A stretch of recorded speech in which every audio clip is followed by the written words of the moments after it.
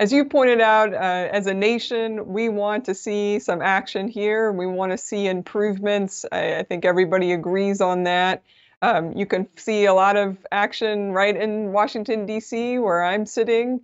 There's obviously now a bipartisan bill that's been introduced in the Senate, this Railway Safety Act of 2023.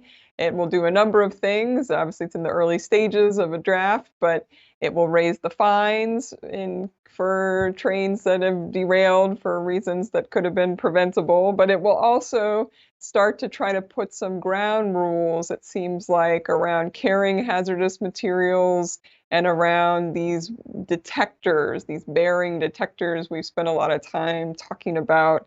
Have you read this bill? Have you been involved? Do you support it? Well, I've not been involved in the drafting or anything of that legislation. What I will tell you is often Congress asks the NTSB for technical assistance through our Government Affairs Department, who then coordinates with our rail office to provide comments. The Office of Management and Budget also may ask for those type of comments. So they're currently evaluating the legislation. And what they'll do is they'll compare the legislation with recommendations that the NTSB has issued in the past on rail safety. Rail worker safety is on the NTSB's most wanted list of transportation safety improvements.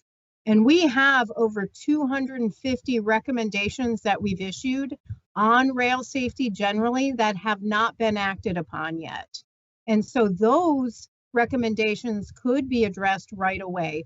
With that said, I firmly believe it should not take an act of Congress to improve rail safety, especially with something so tragic as this.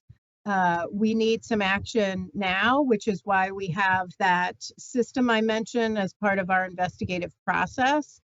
But also, I do want to mention a lot of, and I appreciate this because I worked on Capitol Hill for nearly 15 years. I appreciate the need to move quickly on legislation. The one thing I want to make sure is that at the conclusion of our process, that our recommendations are not ignored.